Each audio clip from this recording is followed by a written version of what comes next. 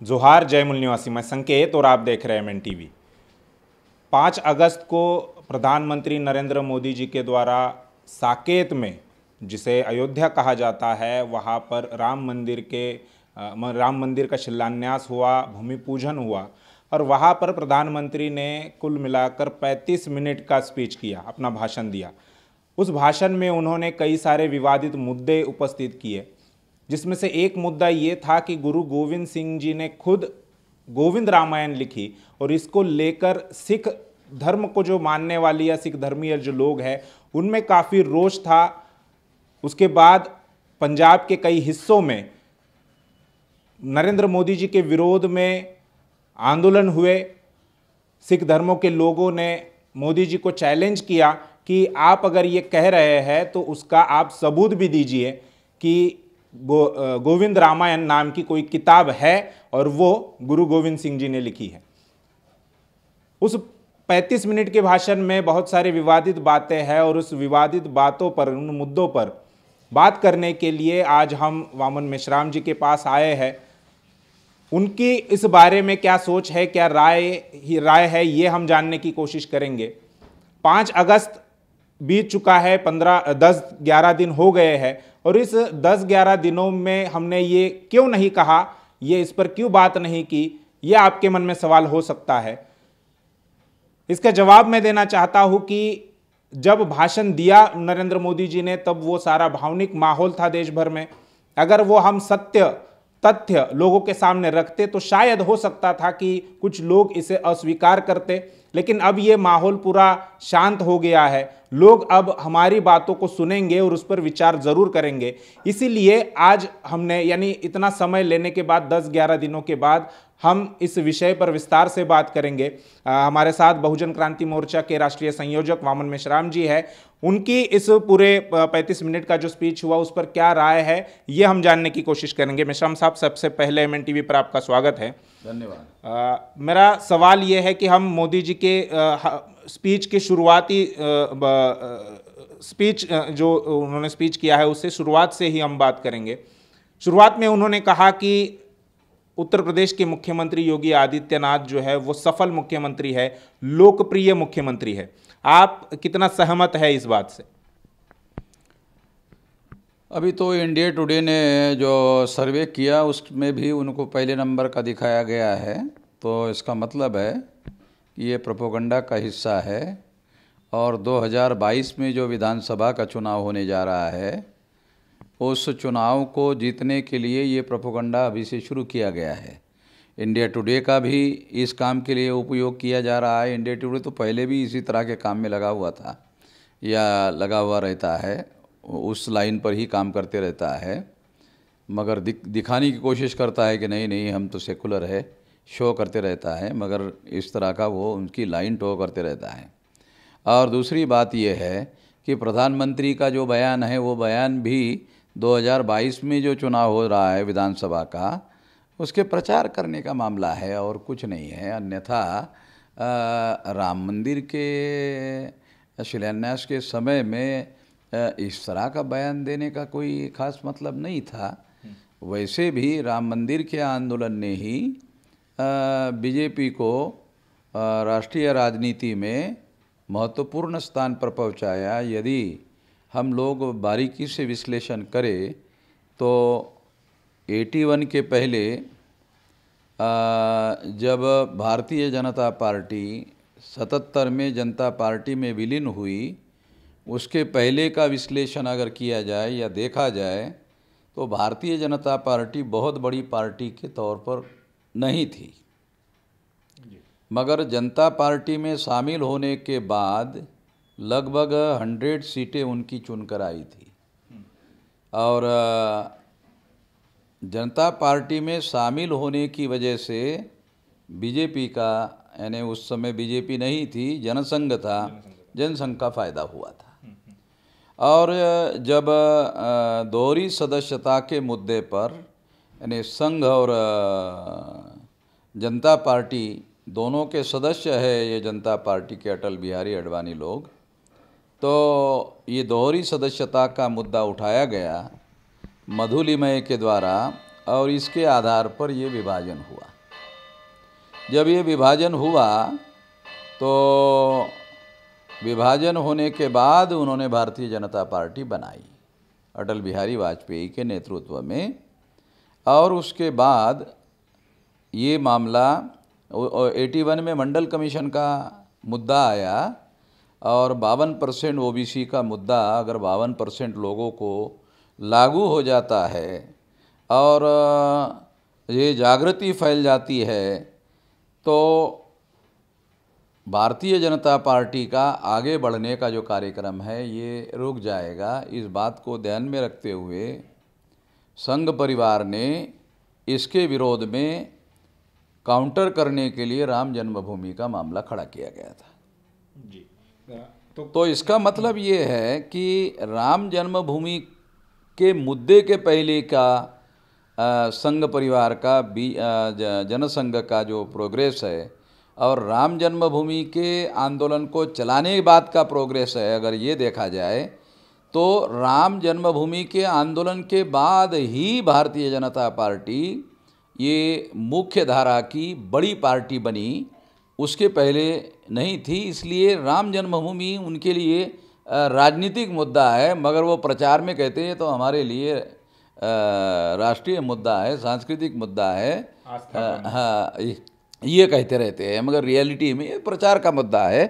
तो इसलिए नरेंद्र मोदी का ये कहना कि वो लोकप्रिय मुख्यमंत्री है तो वो 22 के विधानसभा के चुनाव के साथ नरेंद्र मोदी इसको जोड़ना चाहते हैं। उसके पीछे एक और मकसद है कि अगर उत्तर प्रदेश में बीजेपी चुनाव विधानसभा का नहीं जीतती है तो 2024 के लोकसभा के चुनाव में नरेंद्र मोदी दोबारा एक बार चुनाव लड़ना चाहते हैं अपने नेतृत्व में और जीतना चाहते हैं। तो उसके लिए उत्तर प्रदेश में बीजेपी का जीतना जरूरी है, इसलिए भी नरेंद्र मोदी योगी का प्रोपेगेंडा करने में लगे हुए हैं।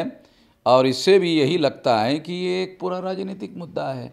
लोग इसे धार्मिक कहते हैं या वो लोग भी कहते हैं बीजेपी वाले धार्मिक मुद्दा है या राष्ट्रीय मुद्दा है या आस्था का मुद्दा है, मगर ये पूरी तरह से राजनीतिक मुद्दा है। ये बात समझने की ज़रूरत है और इस दृष्टि से नरेंद्र मोदी ने इसको कहा और लोगों को इसी दृष्टि से इसको ग्रहण करना चाहिए। जी। मोदी जी ने उस वक्त कहा था कि सारा भारत राममय हो गया है, तो क्या ये सही है? क्योंकि आपकी तरफ से भी विरोध प्रदर्शन हो रहा था।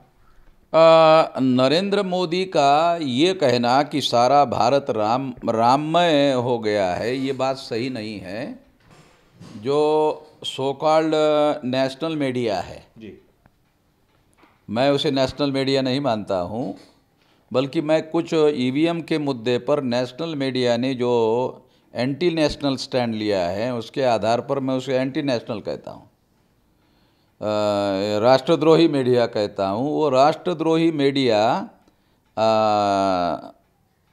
सारा मीडिया जो है वो दिन भर और 24 घंटे वही चला रहा था। उसके आधार पर नरेंद्र मोदी का ये कहना सही कहा जा सकता है कि सारा देश राममय हो गया, मगर मीडिया ने जो नहीं दिखाया वही पूरा सच नहीं है। हम लोगों ने वामसे भारत मुक्ति मोर्चा और बहुजन क्रांति मोर्चा के द्वारा 29 जुलाई से इसके विरोध में अभियान शुरू किया, काली पट्टी आंदोलन शुरू किया और फिर 5 तारीख को इसको काला दिन मनाया गया और ट्विटर पर हैशटैग जो है वो चलाया गया और वो इतना ज़्यादा आगे बढ़ रहा था कि भारत में ट्विटर का काम देखने वाले संभवतः जो ब्राह्मण लोग होंगे उन्होंने हम लोगों का ट्विटर इतने तेज़ी से आगे बढ़ रहा है उसको ब्लैकआउट करने के लिए दूसरे मीडिया में दिखाई देता था, मगर ट्विटर पर दिखाई नहीं देता था। तो इस मुद्दों को आधार बनाकर हम लोगों ने सुप्रीम कोर्ट के लॉयर से बात की और ट्विटर पर सुप्रीम कोर्ट में बड़ा केस करने हम जा रहे हैं कि वो हमारे मौलिक अधिकार का, जिसके तहत उसको ये अधिकार मिला हुआ है चलाने का, उसका उसने उल्लंघन किया और इसलिए इसके विरोध में हम उसके विरोध में केस दाखिल कर रहे हैं कि निष्पक्षता का जो मापदंड है उसके खिलाफ वो काम कर रहा है, दूसरे के दिख रहा है, हमारा दिख नहीं रहा है। जबकि बहुत बड़े पैमाने पर लोग उसका समर्थन कर रहे हैं। जी। तो इसलिए इस आधार पर, इस सबूतों के आधार पर यह भी कहा जा सकता है कि बीजेपी वालों ने ट्विटर पर दबाव डाला हो कि इसको आप क्यों दिखा रहे हो। जी। तीसरी बात, संभावना यही ज़्यादा है कि बीजेपी ने संघ परिवार ने इसके ऊपर दबाव डाला हो और ट्विटर ने उस दबाव को स्वीकार किया हो। तीसरी बात यह है कि आमतौर पर जब ट्विटर पर कोई बात बहुत बड़े पैमाने पर उछलती है और लोगों का समर्थन मिलता है तो प्रिंट मीडिया में और इलेक्ट्रॉनिक मीडिया में वो खबर बनती है और उस खबर को प्रिंट मीडिया में और इलेक्ट्रॉनिक मीडिया में दिखाया जाता है। जी। मगर हमारा मामला ऐसा बहुत बड़े पैमाने पर उछलने के बावजूद भी प्रिंट मीडिया वालों ने और इलेक्ट्रॉनिक मीडिया ने ब्लैकआउट करने का काम किया। ये ब्लैकआउट करने का काम इस बात को सिद्ध करता है कि ये राममय होने की जो बात वो कह रहे हैं ये एक नौटंकी है, टोटका है रोकने का, और दूसरे लोगों की बात जो है लोगों तक नहीं पहुंचनी चाहिए, इसलिए वो ऐसा कर रहे थे। इससे ये भी पता चलता है कि वो डरे हुए थे। और तीसरी एक बात और भी एक पता चलती है कि उनको ऐसा लगता है कि अगर ये नंबर पर आ जाता है तो फिर तो हम जो कह रहे हैं वो बात झूठी साबित हो जाएगी।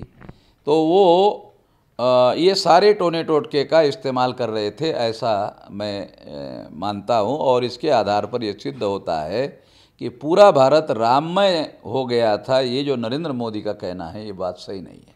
जी। ये तथ्य के आधार पर झूठ है, फैक्ट के आधार पर झूठ है। मोदी जी ने ये भी कहा था कि राम मंदिर का जो आंदोलन है वो पवित्र आंदोलन है। तो पवित्र किस लिहाज से ये उन्होंने एक्सप्लेनेशन नहीं दिया, लेकिन उन्होंने कहा ये पवित्र आंदोलन है। तो आप इसको किस प्रकार से देखते हैं? इसे पवित्र आंदोलन नरेंद्र मोदी के द्वारा कहा जा रहा है, मगर मैं तो ऐसा नहीं मानता हूँ कि इसमें कोई पवित्रता है। और पवित्रता ना होने की एक बहुत बड़ी वजह यह है कि ये जिस भूमि पर राम मंदिर बनाया जा रहा है वो राम जन्मभूमि नहीं है, वो बुद्ध भूमि है। पुरातत्व विभाग के जो डायरेक्टर रहे हैं अंग्रेज़ों के समय में, उन्होंने सारे सबूतों के आधार पर इसे कहा कि ये बुद्ध भूमि है और ये सारा का सारा रिटन रिकॉर्ड अवेलेबल है। इवन इलाहाबाद हाई कोर्ट ने विश्व हिंदू परिषद के लोगों को, बीजेपी के लोगों को, आरएसएस के लोगों को ये कहा था कि ये आप बताइए, आप कह रहे वहाँ राम का जन्म हुआ तो कब हुआ है, इसका सबूत बताइए। तो इन्होंने विश्व हिंदू परिषद की जो मार्गदर्शक मंडल था उन्होंने 3 दिन हरिद्वार में उस समय मीटिंग लगाई। जब इन्होंने आदेश दिया तो उसका जवाब देने के लिए 3 दिन की मीटिंग लगाई हरिद्वार में। मैं उत्तर प्रदेश में ही था। तो मीटिंग लगाने के बाद में तीसरे दिन वो प्रेस के सामने आए, उनके स्पोक्स पर्सन, और उन्होंने बयान दिया कि राम का जन्म वहीं पर हुआ है और ये हमारे आस्था का प्रश्न है और आस्था के कोई सबूत नहीं हुआ करते। खुद विश्व हिंदू परिषद ने, आरएसएस ने, मार्गदर्शक मंडल ने इस बात को स्वीकार किया कि राम जन्म के कोई सबूत हमारे पास नहीं है। अगर राम का नाम पवित्र मानकर अगर नरेंद्र मोदी ये बात कह रहे हैं तो राम का तो वहाँ जन्म ही नहीं हुआ। इस दृष्टि से ये पवित्र है ऐसा नहीं माना जा सकता। तीसरी बात कि बुद्ध भूमि वहाँ निश्चित रूप से पवित्र है क्योंकि वहाँ बुद्ध का स्तूप था। और कोर्ट के आर्गुमेंट के दौरान जजेस ने सुप्रीम कोर्ट के वकील को पूछा कि आप क्या कहना चाहते हो, राम मंदिर नहीं है, ऐसा आपका कहना है क्या? हमारा ये कहना है वहाँ राम मंदिर नहीं है, वहाँ कोई गोलाकार चीज़ है। तो ये गोलाकार चीज़ क्या है, जज ने पूछा। तो मुसलमानों के वकीलों ने ये कहा कि वो गोलाकार चीज़ बौद्ध स्तूप लगती है, मंदिर नहीं लगता। तो जजेस को ऐसा लगा कि ये तो मामला दूसरी तरफ जा रहा है और ये सारा का सारा जो हम लोगों ने डिसाइड करने का निर्णय किया उसके विरोध में जा रहा है। तो उन्होंने मुसलमानों के वकील को ये कहकर चुप कराया कि क्या आपने देखा है,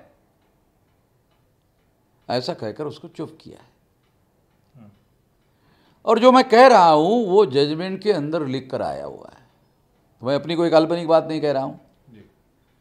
तो इस आधार पर यह कहा जा सकता है कि जो बाबरी मस्जिद के अंदर जहाँ पर ये मूर्ति रखी गई थी और जो इलाका मूर्ति के नीचे था, रामलला की मूर्ति के नीचे का, वो खोदा नहीं गया था, उतना हिस्सा छोड़ दिया गया था।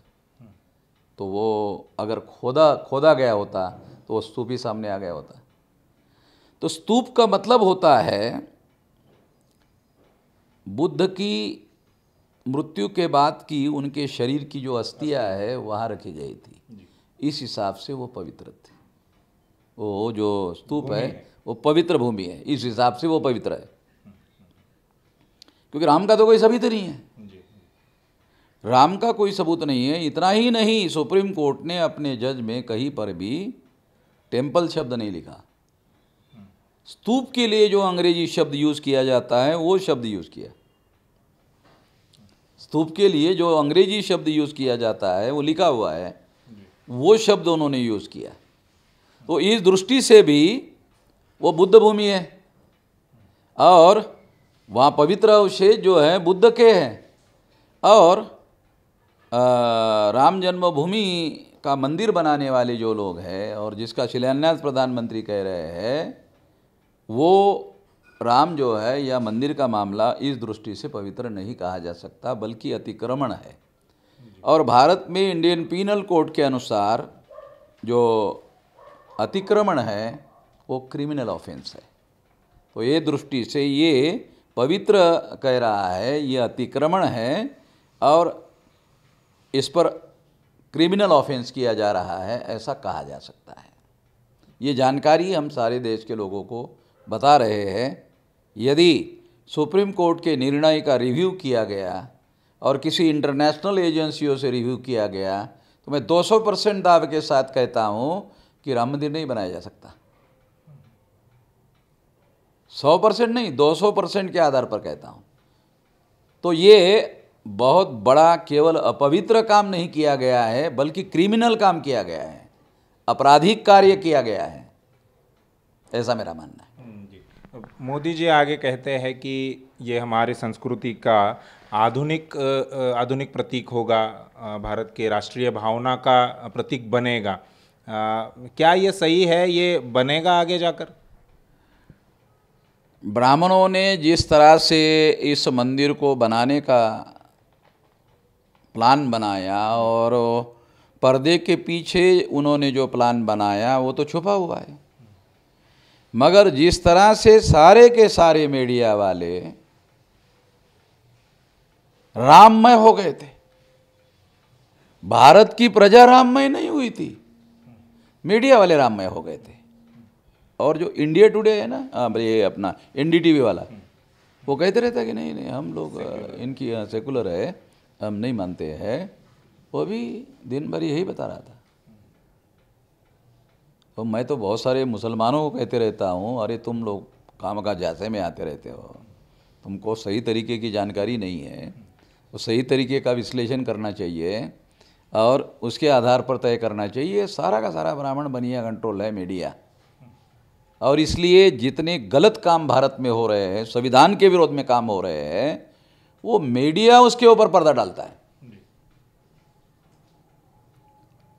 मीडिया उसके ऊपर पर्दा डालता है, इसलिए संविधान के विरोध में बहुत सारे काम भारत में हो रहे हैं। उसमें ये एक बहुत बड़ा काम है कि राम मंदिर को ब्राह्मणों ने वेटिकन की तरह डेवलप करने का प्लान बनाया कि भविष्य में अगर हम लोग भारत में हिंदू राष्ट्र बनाने में कामयाब होंगे तो उस हिंदू राष्ट्र का कोई प्रतीक होना चाहिए।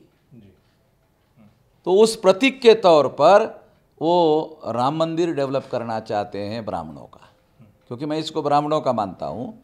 और जिस तरह से पुष्यमित्र शुंग ने सम्राट बृहदत्त मौर्य की हत्या करके भारत में ब्राह्मणों ने विजय उत्सव मनाया था, ये सोचने वाली बात है। और वही जो पुष्यमित्र शुंग है उसी ने साकेत में आकर अयोध्या बनाया।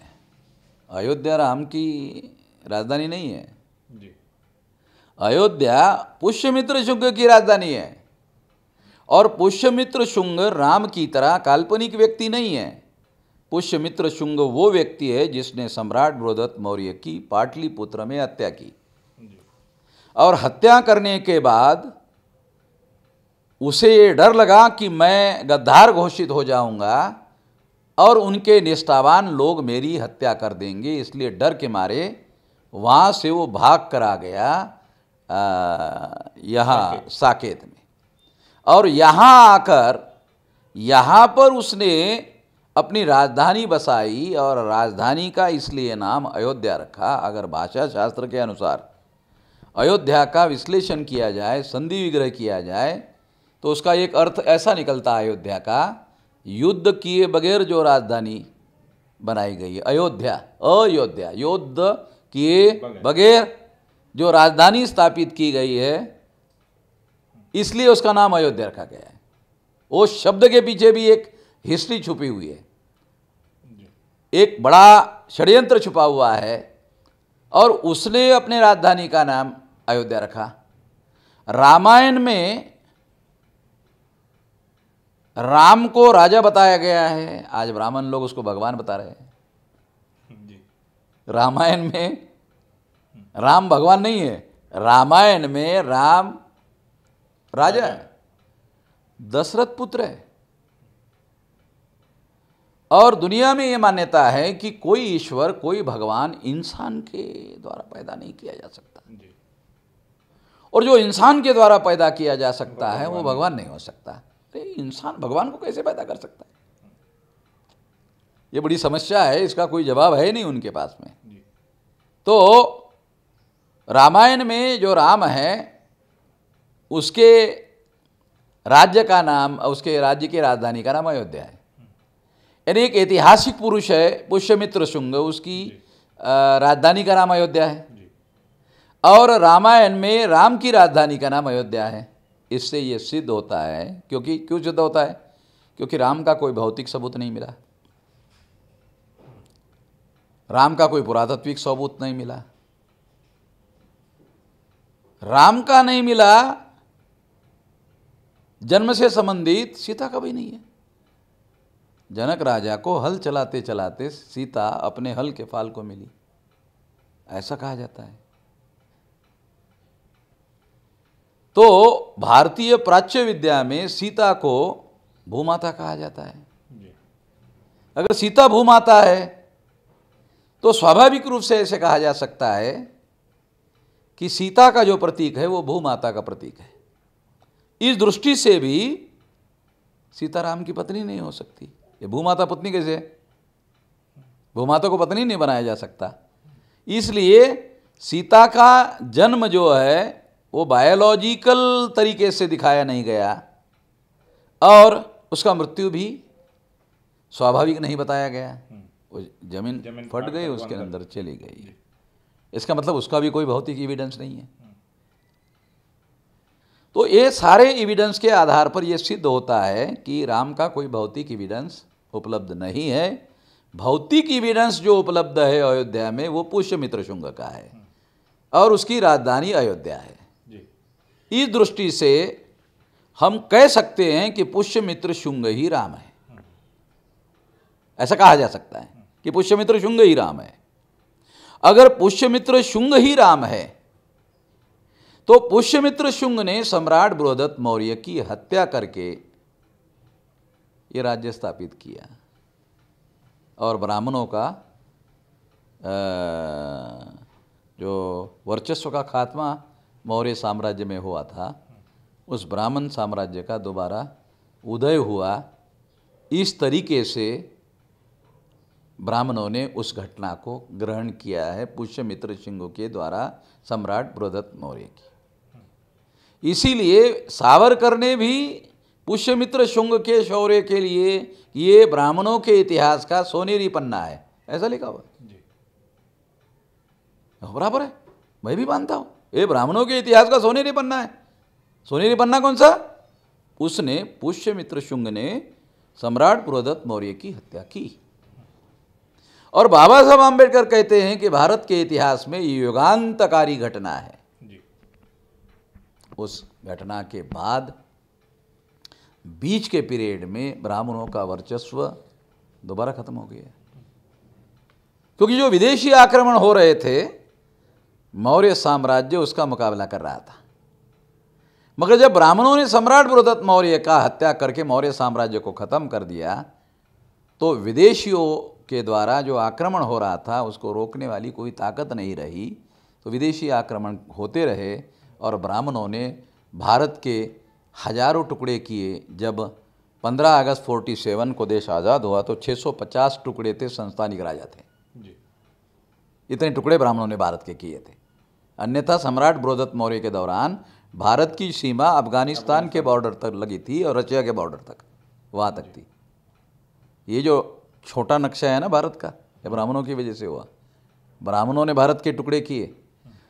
14 अगस्त 47 को जो पाकिस्तान बना वो टुकड़ा भी ब्राह्मणों ने ही बनाया, उसके भी हमारे पास डॉक्यूमेंट्री एविडेंस है। तो उसके बाद फिर ब्राह्मणों का जो विजय उत्सव था वो खत्म हो गया। फिर दोबारा वो ऐसा सोचते हैं कि दोबारा हमने राम मंदिर बनाकर फिर ये होगी, ये जो नरेंद्र मोदी कह रहा है राष्ट्रीय भावना, ये राष्ट्रीय भावना होगी। मैं कहता हूं राम मंदिर भारतीय राष्ट्रवाद पर आक्रमण है। ये भारत का मूल राष्ट्रवाद जो है उस पर आक्रमण है। और ये मैं ऐसा मानता हूं 10-20 साल में सारे भारत के जो मूल निवासी लोग हैं इस बात को स्वीकार कर लेंगे जो आज मैं कह रहा हूं। ये ज़्यादा देर चलने वाला नहीं है। इसीलिए मैं ये कहता हूं कि यदि ब्राह्मण कहते हैं मुगलों ने दूसरों के भूमि पर अतिक्रमण करके ये मस्जिद बनाई, तो हम कहते हैं कि बुद्ध भूमि पर अतिक्रमण करके ब्राह्मणों ने राम मंदिर बनाया। उन्होंने भी सत्ता का सहारा लेकर किया, इन्होंने भी सत्ता का सहारा लेकर किया। अगर सत्ता बदल गई तो फिर ये राम मंदिर का अस्तित्व कैसे रहेगा, ये तो नहीं कहा जा सकता। इसके बारे में उन्होंने शायद नहीं सोचा होगा। इसलिए मेरा ऐसा मानना ये जो होगा है ये अनिश्चित है।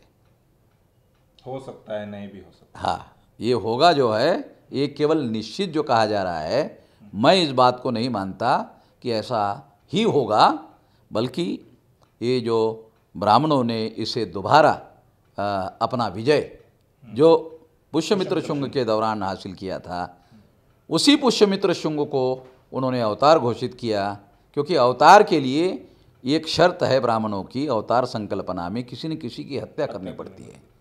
तो पुष्यमित्र शुंग ने सम्राट बृहदत्त मौर्य की हत्या की। जिन लोगों को, मूल निवासियों को ऋग्वेद में असुर, दैत्य, दानव ने किसी न किसी असुर की हत्या करनी पड़ती है, दैत्य की हत्या करनी पड़ती है, राक्षस की हत्या करनी पड़ती है, तब ही जाकर के वो अवतार होता है। हत्या करने के लिए ही हत्या करने के लिए अवतार धारण किया जाता है। इस दृष्टि से पुष्यमित्र शुंग जो है राम के नाम पर अवतार लिया है, ऐसा उन्होंने रामायण में प्रोजेक्ट करने की कोशिश की, इसलिए रामायण लिखा। रामायण इसलिए लिखा, रामायण लिखने के पीछे एक बहुत गहरा मकसद है कि पुष्यमित्र शुंग ने जो सम्राट बृहदत्त मौर्य की हत्या की उस पर पर्दा डालने के लिए रामायण लिखी गई। ये गुप्त काल में लिखी गई। ये बात इवन सुप्रीम कोर्ट में संघ परिवार के वकील ने स्वीकार की, ये रिकॉर्ड में है। संघ परिवार के वकील ने इस बात को स्वीकार किया कि ये गुप्त काल में रामायण लिखी गई। हाँ, प्राचीन प्राचीन प्राचीन प्राचीन। अरे गुप्त काल में लिखी कहाँ है कि प्राचीन? गुप्त काल का मतलब है बुद्ध के लगभग 700-800 साल बाद। कहेगा प्राचीन?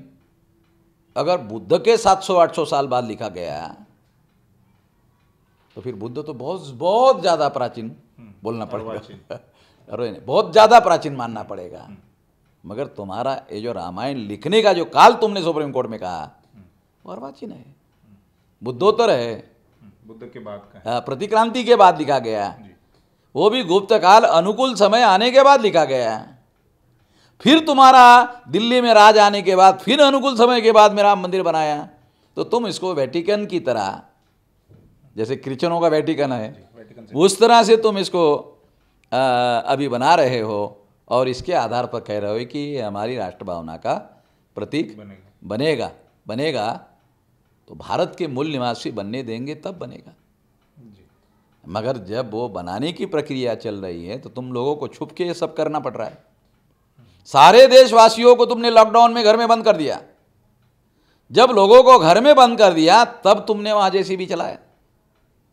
अपराध करने के लिए अपराध शास्त्र कहता है छुपकर करना पड़ता है, तो तुम छुपकर जेसीबी चलाकर बुद्ध भूमि के अंदर जो स्तूप है उस स्तूप को तुम डिस्ट्रॉय कर रहे थे, नष्ट कर रहे थे। ये काम तुमने किया, वो छुपकर किया। और सारे देशवासियों को धार्मिक कार्यकलाप करने के लिए पाबंदी लगाई हुई है, बस तुमने अपने लिए उसको खोल के रखा केवल सत्ता के सहारे पर, केवल सत्ता के सहारे पर। मुसलमानों को नमाज पढ़ने के लिए पाबंदी, जैनों को अपने धार्मिक क्रियाकलाप करने पर पाबंदी, समस्त ब्राह्मण धर्म छोड़कर। मैं ब्राह्मण धर्मी क्यों कह रहा हूं? ये राम मंदिर ब्राह्मण धर्म का प्रतीक है। क्यों? बनाने वाली जो कमेटी बनाई गई है उस कमेटी में 21 लोग हैं, वो सारे के सारे ब्राह्मण हैं। और अगर सारे के सारे ब्राह्मण हैं तो प्रचार क्यों करते हैं हिंदू हिंदू हिंदू, हिंदू वर्सेस मुस्लिम? ऐसा प्रचार क्यों करते हैं? क्योंकि उनको मालूम है कि हम बुद्ध भूमि पर कब्जा कर रहे हैं, अगर हिंदू मुस्लिम नहीं करेंगे तो इनको ध्यान में आ जाएगा। ये षड्यंत्र छुपकर किया जा रहा है, इसलिए लॉकडाउन के दौरान तुम ऐसा कर रहे हो। लोगों को अवसर नहीं दिया, ओपन काल में, खुले काल में तुमने जेसीबी नहीं चलाया, समतलीकरण नहीं किया। जब पाबंद नवंबर में ही इसका फैसला आ गया था, हाँ 2019। हाँ, उस समय नहीं किया, उस समय तो ओपन था। 25 मार्च से तुमने शुरू किया, उस दौरान नहीं किया ये काम। ये इस दौरान नवंबर से लेकर उस दौरान नहीं किया, क्योंकि उनको मालूम था। वो जो लिस्ट हमारे पास रिकॉर्ड में अवेलेबल है, वो लिस्ट में सारी की सारी बुद्धिस्ट वस्तुएं हैं, जिसे कोर्ट ने पुरातत्व विभाग को जाहिर करने से मना कर दिया। कोर्ट को क्या अधिकार है ये वस्तुएं जाहिर करने से रोका जाए? वो खोदा ही तो इसलिए गया था ना कि कौन सी वस्तु है, तो ओपन क्यों नहीं होने दिया? आर्कोलॉजिकल सर्वे हाँ, तो अलग डिपार्टमेंट प्रकार से वो ओपन क्यों नहीं होने दिया? सारे अखबारों को वो सारी की सारी चीजें क्यों नहीं बताई? वो रिपोर्ट का सारा पब्लिक क्यों नहीं किया? उसको आज तक छुपा के रखा गया। तो ये सारी महत्वपूर्ण बातें हैं और इसके आधार पर होगा, मैं नहीं कहता हूँ, क्योंकि जिस तरह से हम लोगों ने, हमारे लोगों ने, मूल निवासियों ने अपनी विरासत घोषित किया, सारे देश के लोगों ने इसकी विरासत घोषित किया और जिस तरह का विरोध किया, अगर मीडिया वालों ने, नेशनल मीडिया वालों ने उसकी खबर बनाई होती तो बहुत ज़्यादा बहुत मुश्किल हो जाता है। बल्कि मेरा ये कहना है, दूसरी और एक महत्वपूर्ण बात यह है कि जो ब्राह्मणों की कमेटी है मंदिर निर्माण की, उसकी जिम्मेदारी लगाने के लिए सुप्रीम कोर्ट ने कहा कि ये काम उनका है, उनको करने दो। मगर वो इतनी हिम्मत नहीं कर पाए कि हम करेंगे तो पता नहीं क्या आक्रमण होगा। इसमें नरेंद्र मोदी की मदद लेना ज़रूरी है, तो ही हम ये कह सकते हैं। नरेंद्र मोदी बैकवर्ड है तो बैकवर्ड को शांत रखा जा सकता है, नहीं तो शांत नहीं रखा जा सकता। तो पता नहीं उस समय आक्रमण होगा तो क्या होगा।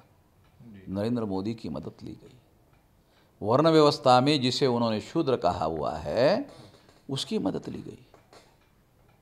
और हमारे पास फोटोग्राफिक एविडेंस आ गया है कि नरेंद्र मोदी के हाथों जो पूजा करवाई गई है, ऐसा वो बताते हैं। तो हमारे पास फोटोग्राफ्स है। उस फोटोग्राफ्स के अनुसार उसको छोटे ऊंचाई पर बैठने की जगह दी गई नरेंद्र मोदी को। उसकी जो ऊंचाई है बैठने की जगह की नरेंद्र मोदी की, वो छोटा है। उसके ऊपर ज़्यादा हाइट वाली जगह बैठने के लिए सरसंघ चालक मोहन भागवत जो ब्राह्मण है उसको दी गई।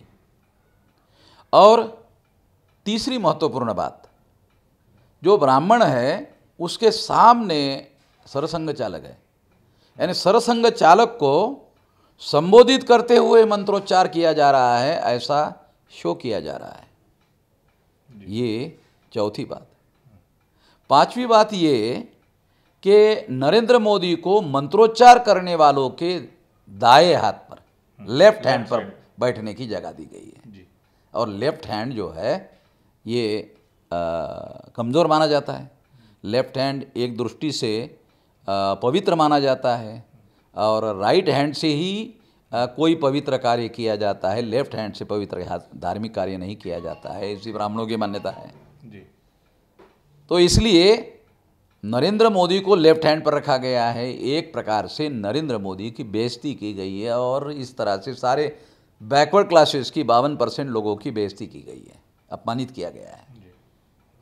और ये जो अपमानित करने का काम किया गया है, तो फिर बुलाया काहे के लिए? क्योंकि उनको डर था कि हम ट्रस्ट वाले ब्राह्मण लोग हैं, अगर हम ही करें तो हम तो ये नहीं कर पाएंगे, क्योंकि सारा आपराधिक कार्य कर रहे हैं। उनको मालूम है कि हमने बुद्ध स्तूप तोड़ा, हम ज़बरदस्ती कर रहे हैं, ये तो शासन सत्ता की मदद से कर रहे हैं। अगर नरेंद्र मोदी हाजिर नहीं रहा तो फिर क्या हो सकता है?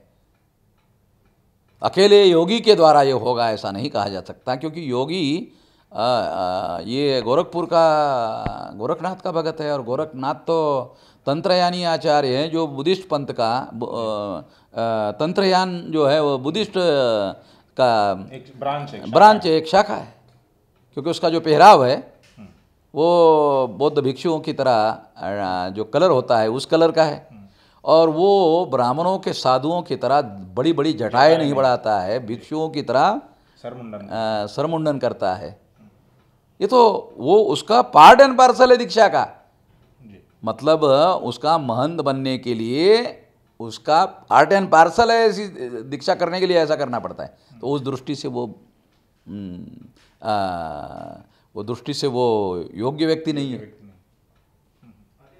और केवल उसी के सहारे से ये मामला रोका जा सकता है, कोई बवाल रोका जा सकता है। बोल नहीं सकते, क्योंकि ये चतुर्मास में किया जा रहा है, और चतुर्मास में कोई निर्माण कार्य नहीं किया जाता है, ऐसा शंकराचार्य का कहना है जी। ऐसा शंकराचार्य ने कहा है, स्वरूपानंद जो है उन्होंने कहा। हाँ, स्वरूपानंद ने कहा। और ये चतुर्मास में ये कार्य नहीं किया जाता, ये अशुभ होता है जी। तो मुझे स्वरूपानंद की बात सही लगती है, क्योंकि हमने सारे देश भर में इसका विरोध करके इसे अशुभ घोषित किया है। उसकी बात सही साबित किया है। उन्होंने सही सोचा था कि ये कार्य, और जैसे ही विरोध होगा वहाँ से अशुभ कार्य शुरू हो जाएगा ब्राह्मणों की दृष्टि से, और इसका अंत क्या होगा? अशुभ का अंत अशुभ ही होगा। ये जो शंकराचार्य ने सोचा उसकी बात सच साबित होगी। नरेंद्र मोदी जो कह रहा होगी वो नहीं होगी, शंकराचार्य की बात सही साबित होगी।